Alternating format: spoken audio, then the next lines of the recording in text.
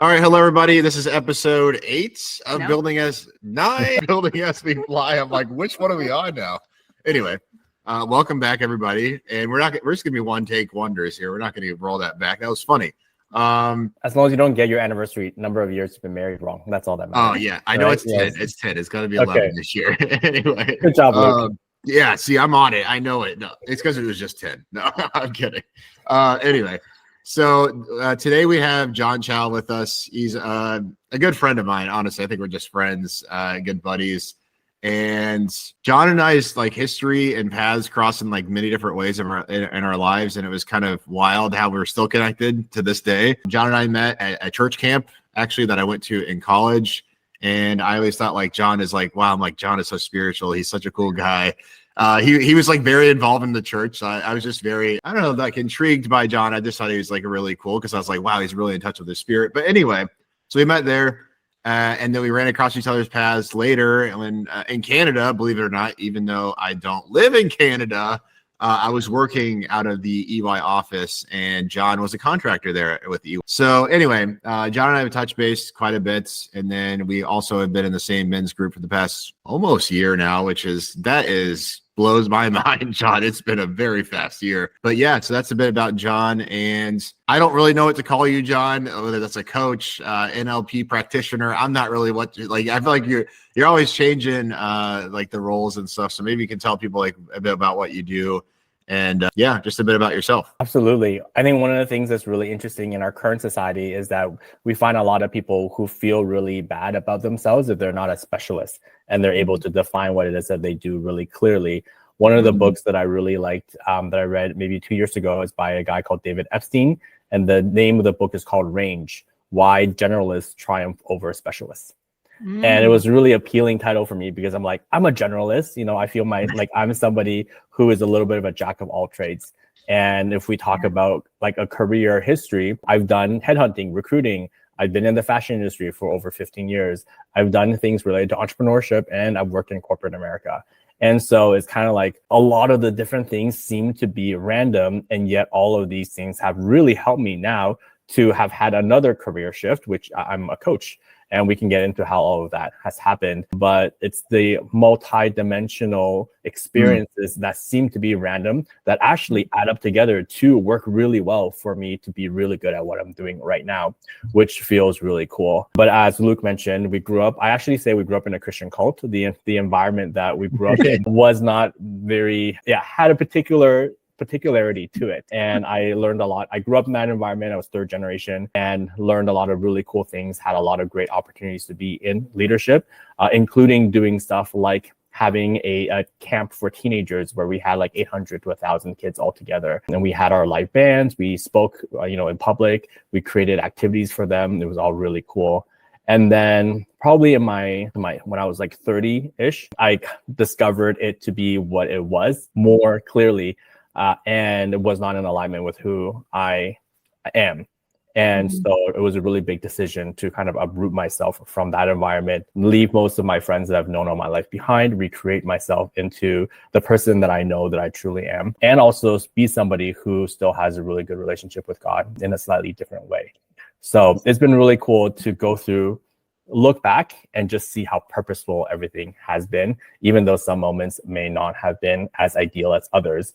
And I'm sure, both of you have had experiences of that. I think about Luke, having done a lot of really cool things as well. But now it all has amalgamated to you being able to do this really cool business. Mm-hmm. Yeah, that is true. Yeah, I can definitely relate to that. It's hard to describe. If people are like, what do you do? And I'm like, it's like a bunch of different stuff, right? I have to wear a bunch of different hats, to your point. And so I can definitely see what you're saying. For me, and that's like from a work perspective, but I think with me and you, John, I'm always like so intrigued by like how kind of God just brought us back together several times and kind of just like kept bringing us back together.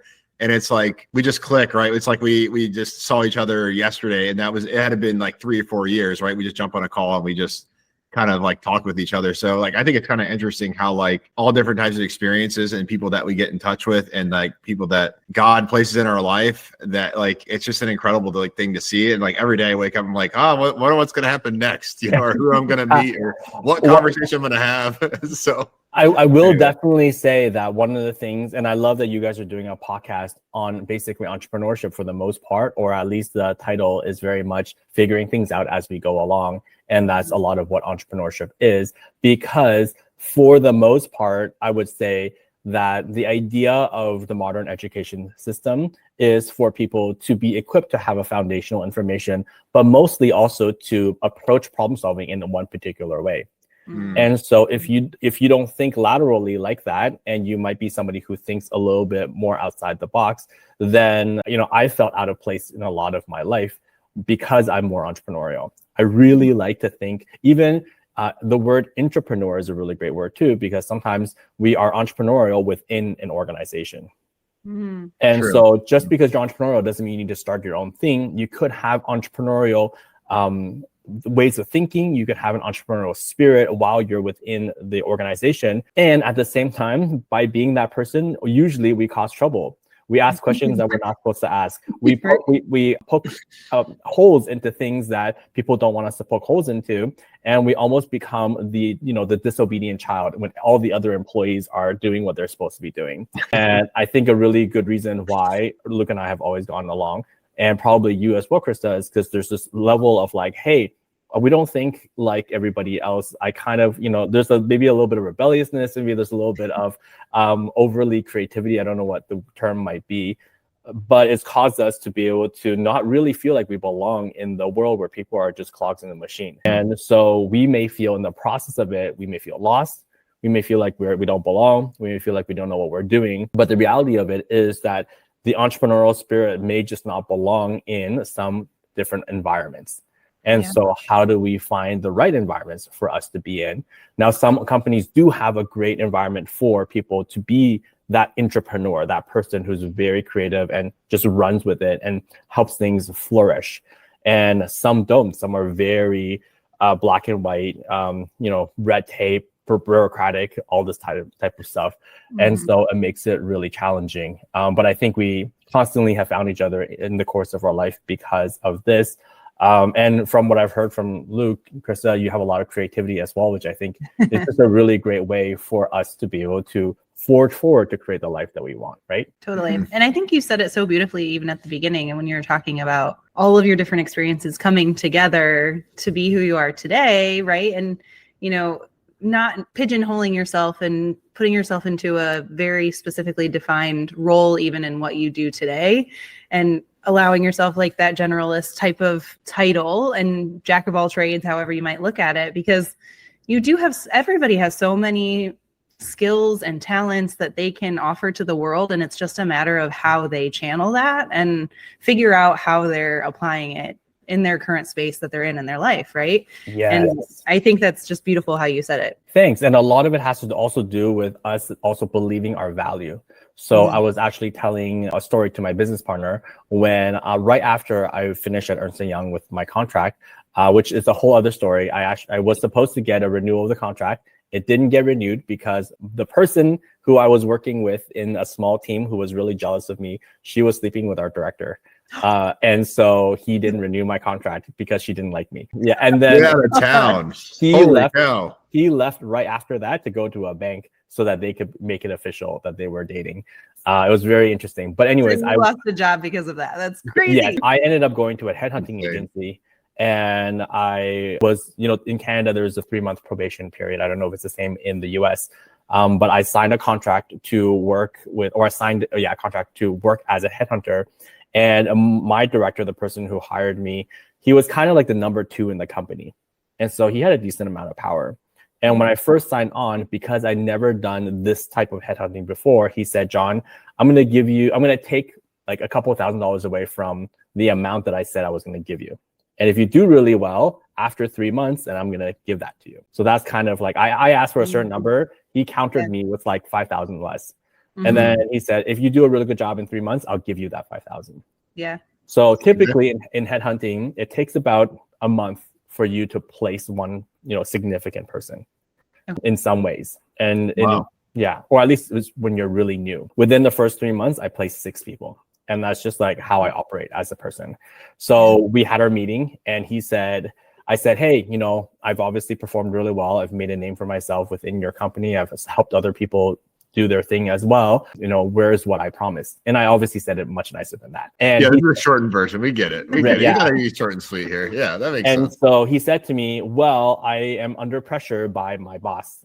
And there's money limitations. So I can either fight for you to get your $5,000 right now, and then you won't get a raise for a year or more, or we wait another 9 months, and then I'll give you $10,000 or whatever it is, like a much larger amount. And he said that to me, and I resigned on the spot. Good for you. I started to say, I'm like, this seems like you're getting strung along. I'm like, know. My antenna's going up here. I'm like, something's yes. up here. And so I think so much of what's happening when it comes to being willing to build as we fly is when we have the confidence to know what our value is, then we also go off and we do things that we believe we're worth.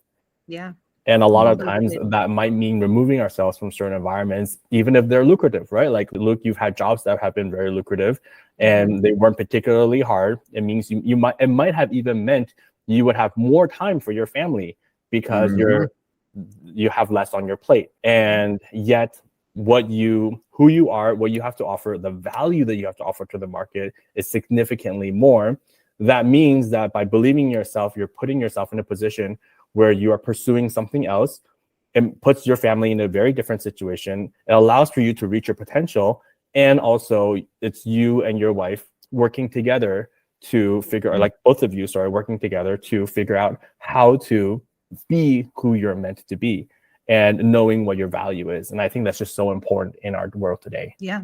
Absolutely. I mean, I think it's funny because I'm like, Kirsta's the one that jumped first, like it's almost like, it's kind of like, I tell you this, John, her car broke down. I think when we were dating, right? I think we were still dating at this point, or we married. I think. Which time did my car Well, it was your Stratus. Your Stratus broke down. You had to get a new car. Were we still dating during this time? Yeah. Anyway, we were still.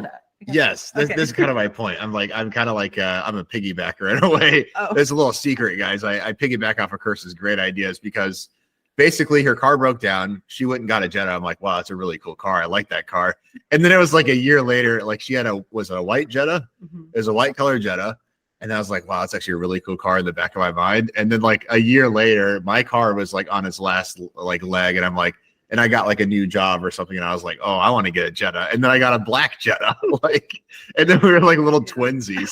So I guess it's like kind of funny that you say it. And I'm like, yeah, Kirsta actually took the jump first. And then I had to have like better stipulations, of course, in place to actually make the jump, because I actually was talking about this today, John, about how I'm like, yeah, I'm an entrepreneur. Like I run my own company or whatever. I just typically tell people I run my own company. And I told them, yeah, because they were saying, oh, I'm graduating from school. I'm getting a job out of school. I'm like, oh, that's awesome. Like a lot of people don't even get a job out of school. But I told them, I was like, I think if I were to had to go back and play it again, like I wouldn't even went to college, because there was always a little voice telling me, run your own company, run your own company. Literally God telling me to run my own company or something, telling me to run my own company. And I just ignored it. I just ignored it for years and years. And yeah, it definitely is more challenging and more taxing and a little like definitely way harder than a 9-to-5. So I'm like, careful. Like I tell people, like be a little careful, because like you don't really know what you're signing up for. Hey, I'm gonna just believe in myself and just take a leap of faith, basically. So anyway, yeah, it's funny you say that, because I was just talking about that today. And I think the really great thing, or the really important thing, is like strategy. And so there's two different strategies for the most part. You have some people who say, oh, if you're going to go into starting your own company, then you got to quit everything else and put all your efforts into it and just, really go for it. Another group of people would say, stay at your day job as long as you need to and slowly build until you have something and then launch your own thing. And I think it's so important for us to figure out who we are, how we operate, to know what strategy, and then also think about a strategy. And in preparation of this interview, I thought about, what would I really want to convey to your listeners? And I would say one of the best things I learned about entrepreneurship. So at one point I'd worked in retail starting when I was let's say 18-ish. And the reason was because my brother had worked for Banana Republic for about 4 years at one point in his life. And he quit to go work for another job. And he basically came to me and he said, John, it's time for you to carry on the family discount. And so I basically had to get a job so that he could keep shopping, or that we could both keep shopping. But I didn't know anything about fashion at that time. And he got his old manager to hire me on. And I knew so little about retail and fashion that they put me in the stockroom. And I went from, stock boy and inventory management and learning all of that to visual merchandising and decorating and designing the whole store, to customer service and cashier, to sales. And it was a really great process. I was there for about 7 years. And I learned all the skill sets, including butchering so many conversations with people. And just being, much you can learn from like customer service, retail, waiting tables, so much value. People think those are like bare level jobs, but they teach everybody such foundational skills. Like, that is such a good point. Wow. And I encourage, I want my kids to go work in customer service or retail, or be a barista or be a server. Like, I think one of the things I regret the most is I was never a server. The amount of tips I could have gotten would be so. Yes, you still can, John. Thank you. I'll fulfill my dream. And then I got recruited to work into luxury. So I worked in luxury for a while. And then I ended up working for a startup, a French-Canadian startup that made custom suits. And the most important lesson I learned when I was working in luxury, or actually around that time, which I think is really important, probably to where you just passed this, Luke, which I think is really cool. So for some of your listeners, as entrepreneurs or as people who sell, one of the most important things for us to do is not sell out of our own pocket, which means a lot of times in the beginning, I would sell people things that I think I could afford because I felt awkward selling them things that I couldn't afford.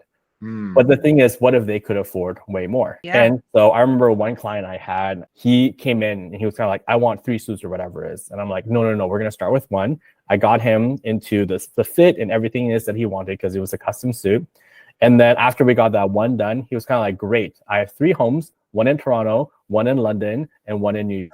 I want these 3 suits, but the same suits in all 3 houses because I don't want to have to carry anything with me. So it was like a $30,000 sale or whatever. Oh my God. And I learned a really valuable lesson of like, just because I can't afford it, it doesn't mean they can't afford it. Why am I selling out of my own pocket? And one of our really good clients, he owned a coffee shop down the street. And so we would talk about, because I led a team at that time. So we would talk about hiring and we would debate like, what's the best kind of people to hire? And his philosophy is the best people to hire are the people who want to open their own coffee shop one day. I'm like, why? And he would say, the people who want to open up their own coffee shop one day, they will work so hard to learn every aspect of the business because they want to learn it so that they could do it themselves one day. I may not have them for a very long time, but when I have them, they would be really diligent. It was really cool to think about that. Yeah. And so I took that in reverse and I worked really hard at that company, both in sales and in leading a team and all this other stuff. And then 4 years later, I opened up my own custom suiting company, but it was for women this time. And so for those who are, the whole idea of entrepreneurship, one of the best, I would say keep secrets or whatever you want to call it, is practice with somebody else's company first. Yeah, that's so true. Learn from them, make the mistake while you're on their dime.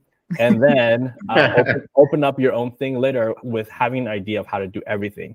Yeah. And I learned every aspect from, how to work with the different suppliers to shipping and receiving, to running the floor and having a sales team, to having a back end team, to, whatever else that needed to be done.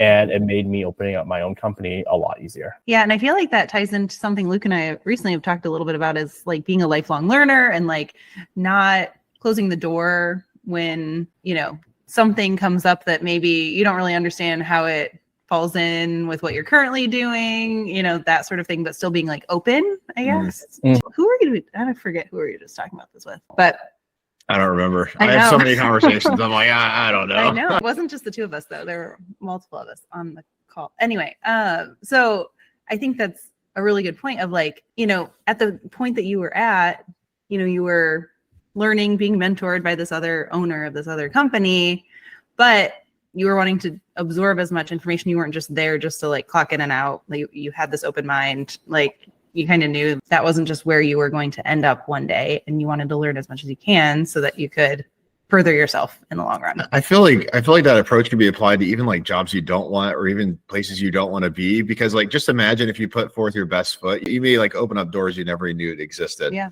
That's the thing about that's like, when I was thinking back to, I was working at Hardee's, right? I was like, okay, like you can go work at Hardee's, and like you said, Kirsta, you can clock in and out.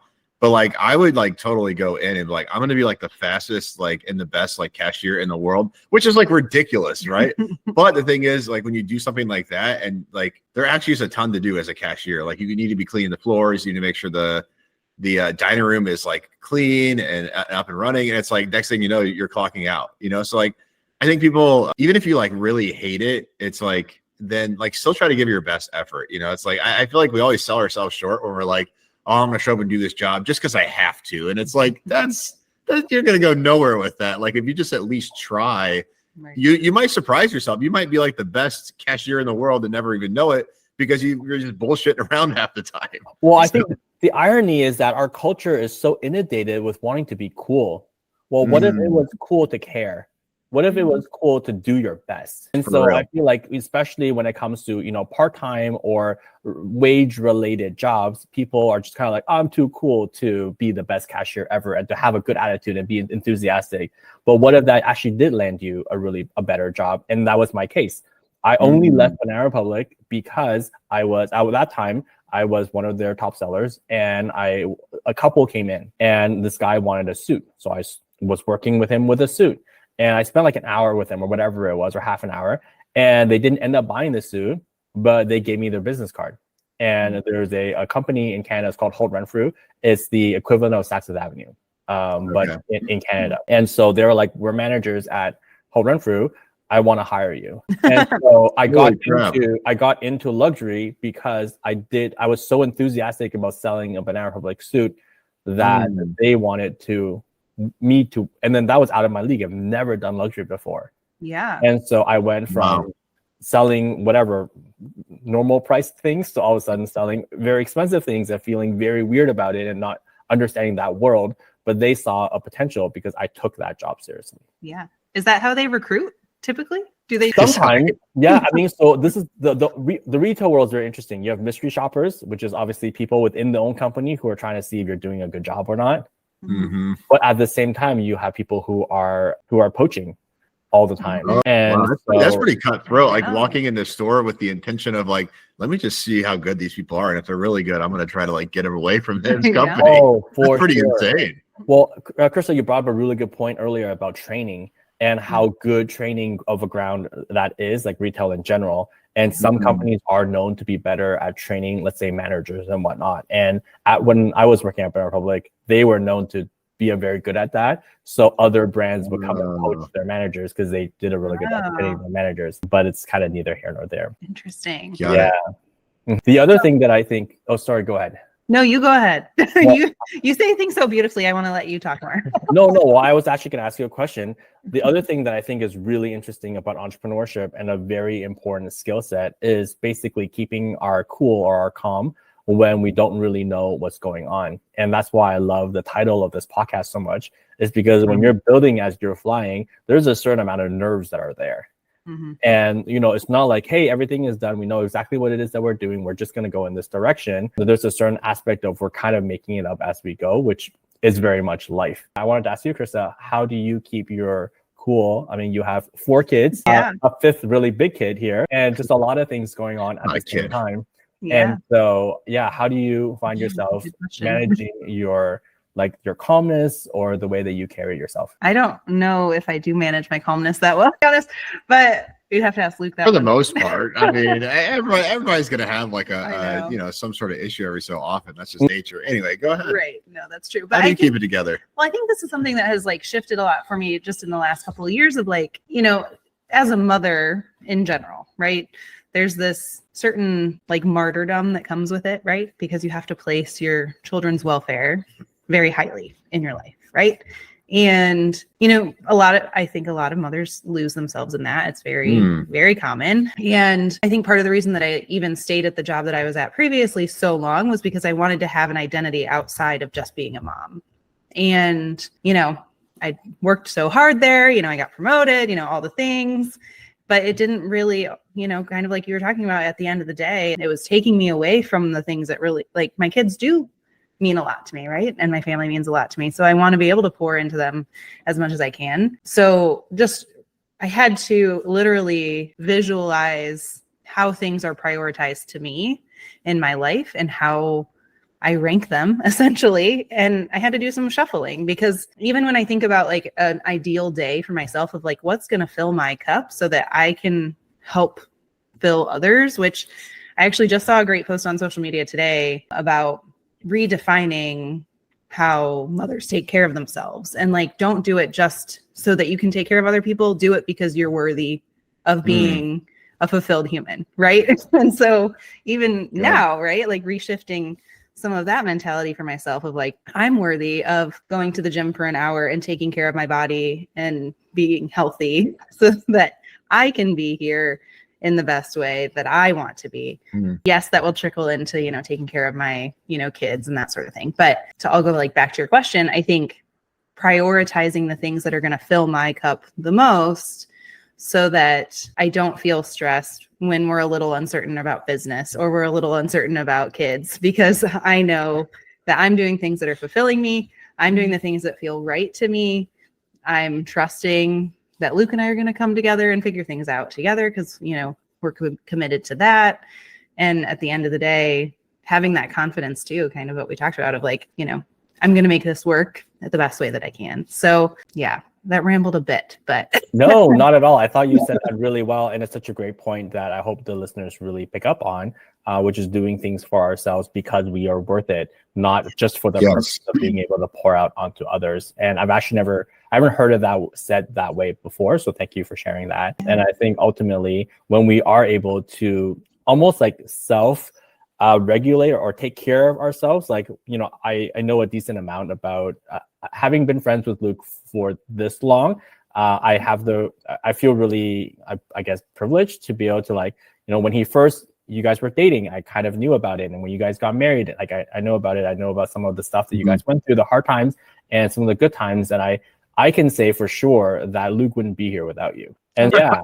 And so there's a certain level of like, if you don't take care of yourself, and if he doesn't take care of himself, like there needs to be like mutual self-caring of each person, so that then you can care for the other person. And I feel like that's something that you guys have done really well. And it's also what will allow for things to blossom in the future with that kind of mentality. Yeah, absolutely. I think about, you know, some of just like non-negotiables that I had to like literally define for myself of like, therapy is a non-negotiable, marriage counseling is a non-negotiable, getting my workout in at the gym 3 times a week is a non-negotiable.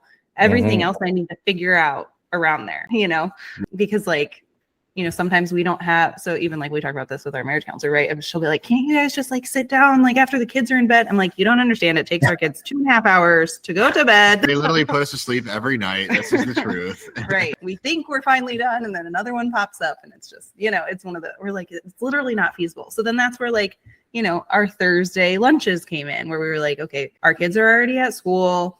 We're in our workflow, but like, let's carve out, you know, a Thursday time slot so that we can reconnect with no kids around, you know, that sort of thing. So kind of figuring out relationally how some of those things are non-negotiables too, so that when things get unsteady, we can come back together. So yeah.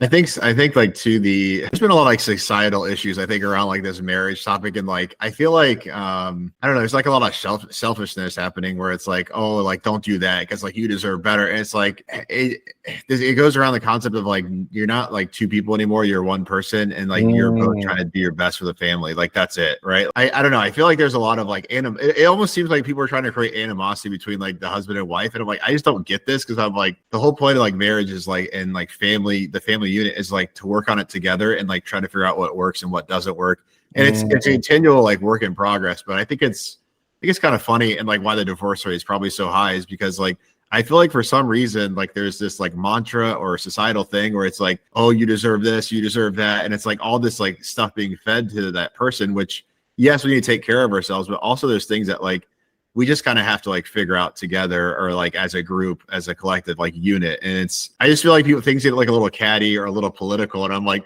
we're married, you know, like Kirsta said, like we're just trying to figure things out together. And it's like, I think you have to be careful who you let into your circle, and you let into like people putting like things into your ear that aren't quite right, which is, by the way, I like The Path a lot because you guys always set me straight. Shout out to The Path. Anyway, I like shout out every podcast. I'm like, I'm a part of this men's group. It's The Path. Anyway. And sorry to cut you off, but I think that's something. Yeah, go ahead. So one of the things I really admire about the two of you is the pursuit. I mean, even you talked about marriage counseling, wanting to do something that, like, I remember growing up, it was a different generation. I'm so glad that things have changed, but I mean, we're all part of the same generation, but like, it was a different time where, like, oh, when people went to marriage counseling, it's because their marriage was falling apart. Right. But really what I see you guys doing is you're going to marriage counseling because you want your marriage to be the best that it could be. Yep. And it's an investment. Yeah. And I love that mentality, but it's kind of because everything, for it to be the best it could be, there has to be maintenance. There has to be an investment. If you want to keep your car running, you got to bring it, for maintenance. If you want to make sure that things are going to continually be working well, you got to invest in it. And I'm seeing, I do see a lot of couples where it's kind of like, these are what I want and this is what you want, and it's me fighting against you. And they're really missing the point of, like, it's me and you against the world. And what I think is so powerful in this kind of situation, especially, and I think it takes a lot more courage and wisdom from the wife, is that in this case, the two of you are, it's a family business. I would say, it's a thing. Luke may be doing more work in the business part of it, but without your ability to do what you're doing with the family, he wouldn't be able to do what he's doing. The money is made for everybody. It's not like money is going into Luke's account and then, whatever. It's like there really is a togetherness that I'm seeing with the two of you that I, would love to model my future relationship after, because the working together of things is really how we're going to be able to fly further. Yeah, exactly. Yeah. And our marriage counselor has said this before too, about, things being an investment. Like, I mean, to be totally transparent, like, marriage counseling is not covered by insurance, for example. Right. And so, like, when blows my mind, by the way, sucks, it seems crazy. Right. So it sucks, right? Mental health, resources out there, you're limiting who has access to them with that sort of thing in the US, which I don't know about other countries. Right. But like individual counseling would be, and then, like, say you were to invite your spouse to a session, like that would be covered. So, but, so we have made it a priority, in our budget and schedule so that we can prioritize this once a month, so that we go if we feel like we need to go off more often than we do. But she will remind us, she's like, this is an investment. And even like this week when we met with her, she was like, okay, I need you to schedule a date night because you have not had alone time since before Christmas. And I'm like, I know, but like babysitters and this and that. And she's like, it is an investment in your relationship for you to go out and just have fun together. And I'm like, you're right. Just go play, have fun. It's hard, Yeah. And I think it's so important because I think as we're building as we fly, it's very easy to get into the work zone and just be like, build. And then we lose ourselves in the work that we forget that the whole purpose of this whole thing, right? Like, what was the whole point of you guys or this business starting? When you guys could just be in corporate America with jobs. The whole point is so that your family would be able to have a much, much better future. Yep. And if that is lost, and then you guys aren't spending time with each other, and then animosity grows, and then the relationship grows cold, then it's like, well, what's the point of starting this in the first place? You should have just kept where you were before. So I love that there is the intentionality of keeping that. And I think whoever goes into entrepreneurship having the intentionality with your spouse is a very important aspect of this. Cool. Awesome. Thanks, John. All right. Well, like, comment, subscribe. Building as we fly. Signing out.